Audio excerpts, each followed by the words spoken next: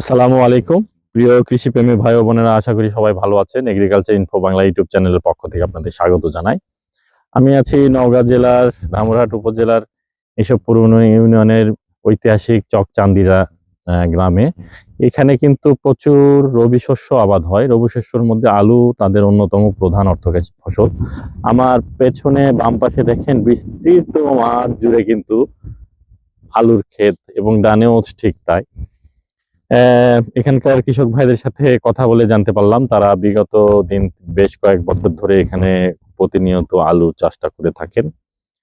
এবং তাদের এখানে আলুর চাষের মধ্যে অ্যাস্টেরিক্স এবং কাটিস নাকি অ্যাস্টেরিক্স এবং কাটিস এই দুটো জাতি বেশি আহ, আহ, চাষাবাদ করা হয়।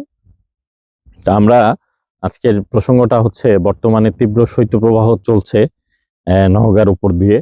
আজকেও এখন বাজে প্রায় 12:30, কিন্তু আহ, হ্যাঁ, পৌনে পৌনে একটা বেজে গেছে, 12:42। তো এখনো সূর্যের দেখা নেই। প্রচন্ড শীত এবং কুয়াশার মধ্যে দিয়ে যাচ্ছে। এই সময় কৃষক ভাইরা তাদের জমি আলু চাষ নিয়ে বেশ বিপাকে পড়েছেন। এখন তারা সার দিয়ে বেঁধে দিয়ে সেচ দিচ্ছেন। এখন আমাদের কাছে বিভিন্ন সময় প্রশ্ন করেন যে এখন কি করা যায়। যদিও এবছর আমরা কিন্তু আলুর বিভিন্ন জমি ধামরাটে ঘুরে দেখেছি, বেশ ভালো আছে এখন পর্যন্ত।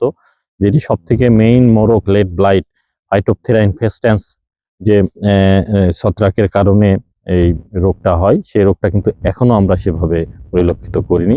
কিছু কিছু জায়গায় দু একটি গাছ ক্ষতিগ্রস্ত হয়েছে।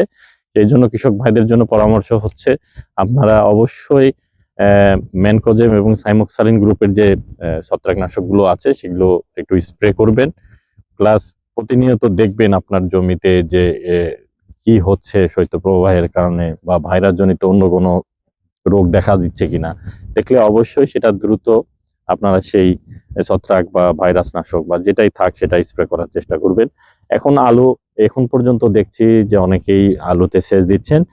আলুর গাছ প্রায় ভালো আছে। আমরা আশাবাদী এবার ধামুরহাটে একটা বাম্পার ফলন হবে। এবং আপনারা জানেন যে এখন কিন্তু প্রায় 2,000 টাকার উপরে মন যাচ্ছে আলু। তো আশা করি এই আলুর দামটা আর একটু বাড়বে। কৃষক ভাইরা যদি আলুর দামটা একটু পায় তারা আরো উৎসাহিত হবে। আমরা কৃষকদের পাশ থেকে সবসময় সেবা দিয়ে যাচ্ছি। এই তীব্র শীত কৃষক যেন ভালো করে ফসলটাকে তুলে আনতে পারে সেই শুভকামনা জানাচ্ছি। পাশাপাশি 50 দিন বয়স হয়ে গেলে কিন্তু আপনারা চেষ্টা করবেন মেটালক্সিলটা ব্যবহার করার জন্য, তাহলে আলুর গ্রোথটা কিন্তু থেমে যাবে না। কিন্তু তার আগেই অনেকে মেটালক্সিল ব্যবহার করছেন, যেটার কারণে কিন্তু আলুর গ্রোথটা একটু থেমে যেতে পারে। কৃষক ভাইদেরকে বিনীতভাবে অনুরোধ করব, কোনো প্রকার জিব্রেলিক অ্যাসিড এখনই ব্যবহার করবেন না। এটি কিন্তু আমাদের জন্য স্বাস্থ্যের জন্য বা পরিবেশের জন্য ক্ষতিকর। প্রয়োজন অনুযায়ী সঠিক পরামর্শ অনুযায়ী ব্যবহার করার জন্য বিনীতভাবে অনুরোধ করছি। সবাই ভালো থাকবেন। বেশ ঠান্ডা, আমার আশিরুল ভাই অলরেডি শীতে কষ্ট পাচ্ছে। সকলকে ধন্যবাদ।